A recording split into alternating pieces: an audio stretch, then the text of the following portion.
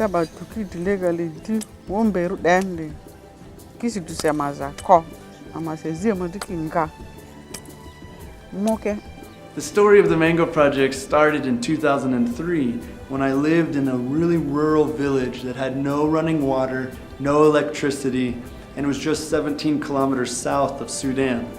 During that time, I was so honored to be welcomed by Muslim community leaders, Christian community leaders, and healthcare workers.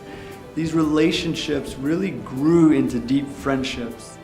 In 2008, I returned to the same village with my wife, and we sat underneath the mango tree and sitting there drinking tea together with the imam of 2 different Muslim mosques and an Anglican priest and a Catholic priest and community leaders. We sat together and we drank tea and we talked about visions of the future, and we asked, how can we support your community? How can we really increase our investment in your future? And it was at that time that the vision for mango preservation was born. An idea that could take something that's locally available and decrease poverty, impact health and nutrition, and really empower an area that is frequently without hope. My name's Gary. I'm a geographer, meaning that I teach and conduct geographical research in places all around the world, which means I get to travel quite a bit. And during those travels, I think I've probably made 40 trips to the continent of Africa, have met a lot of fantastic people.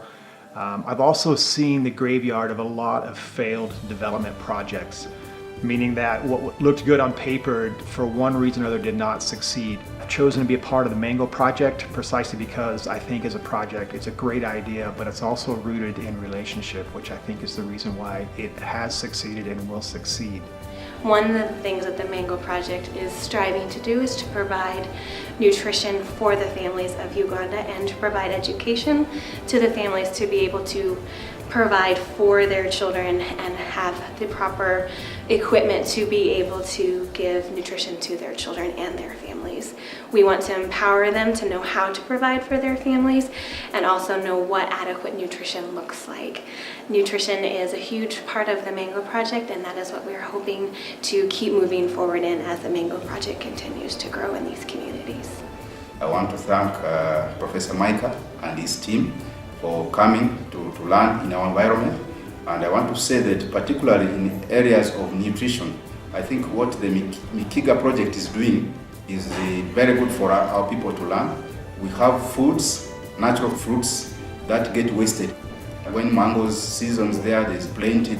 Soon after that, after a month or two, usually there's nothing completely. So people suffer from hunger. What the project is doing in terms of mango preservation has a lot for us to learn.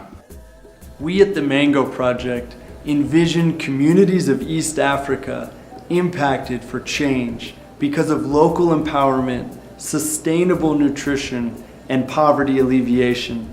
And what we're so excited to reflect on is that we've seen hope infused into the lives of beautiful people.